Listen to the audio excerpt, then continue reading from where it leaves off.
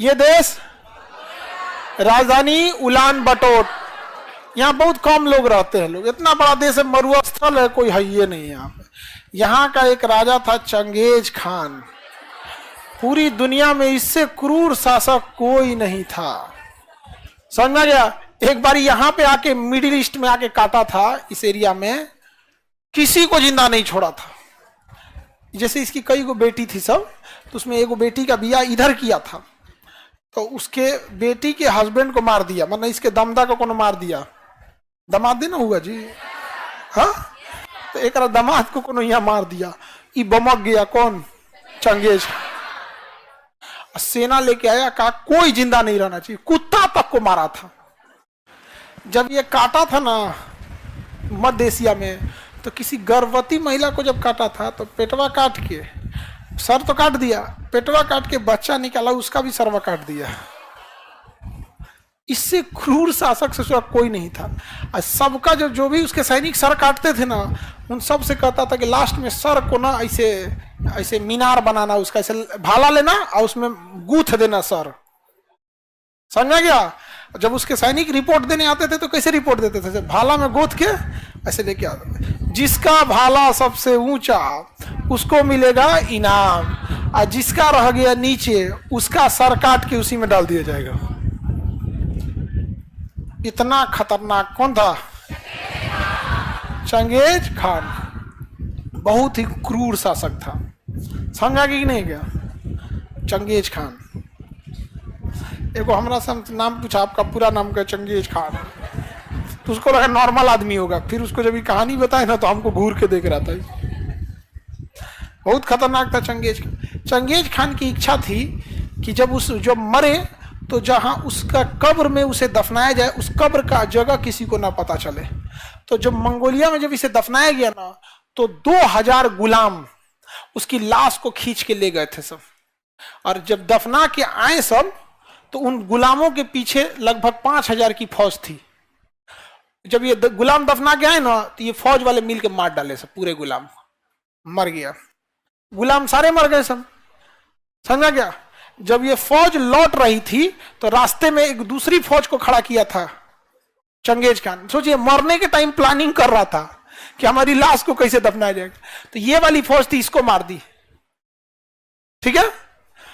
तो दफनाने का जगह किसको पता था? गुलामों को। और किस गांव में दफनाया ही किसको पता था? सैनिकों को। और ये सैनिक 50-60 किलोमीटर पीछे आए तो ये मार दिया सब इसको, तो इनको कोई आइडिया नहीं है। और जब ये दरबार में पहुंचे सब, तो दरबार में इनको मार दिया गया। दरबार में इनको मार दिया गया। सोच रहा, मरते मरते ले गया इतने लोगों को, 5-7 हजार लोगों को। कौन? Genghis Khan. बहुत खतरनाक था वो। किसी को पता नहीं चला कि चंगेज खान कहां दफनाया गया है। और खौफ चंगेज खान का कितना था कि जब बारिश नहीं होती थी ना, तो लोग चंगेज खान से, सारे गांव के लोग मिलकर ऊपर देखते थे। अब भगवान से नहीं दुआ मांगते थे, चंगेज खान से दुआ मांगते थे। ऐसा ऐसा तो शासक हुआ ऐसे।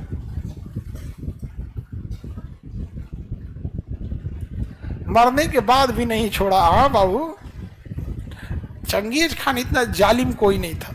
वो जहां भी मारता था ना, तो बस 2 चीजों को छोड़ता था, गिद्ध सबको ऊपर और नीचे कुत्ता सबको। लेकिन जब इधर मध्य एशिया में मारा था तो कुत्ता को भी नहीं छोड़ा था, ओके दमदे को मार दिया था सब।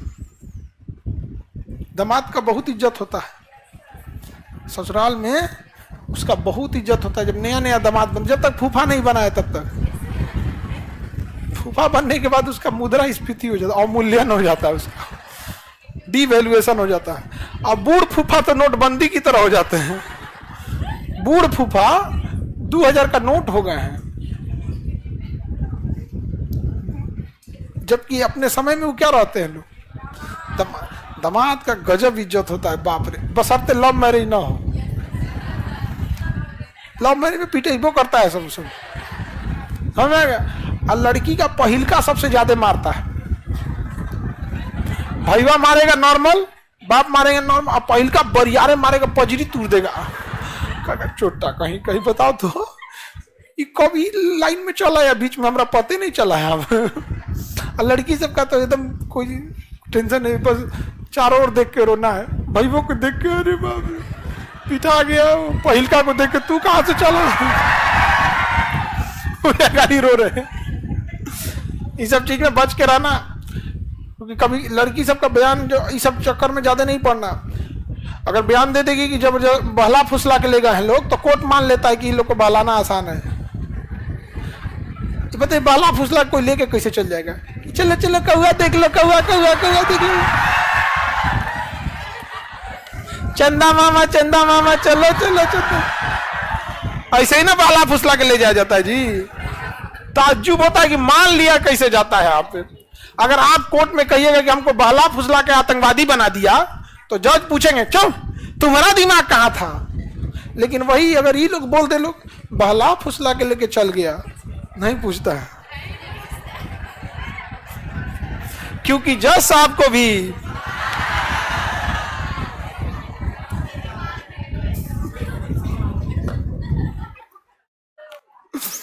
आगे बढ़ते हैं। मंगोलिया समझ में आ गया कि नहीं? आज मंगोलिया का हालात खराब है। चाइना कहता है कि हम इस पे कब्जा कर लेंगे। चाइना क्या कहता है? कब्जा कर। चाइना जहां तहां हमला करने के लिए सोचते रहता है। अब हम लोग देखते हैं सेंट्रल एशिया, इसे क्या कहते हैं? Central Asia. एशिया के बीचों बीच में होने के कारण इसे क्या कहेंगे?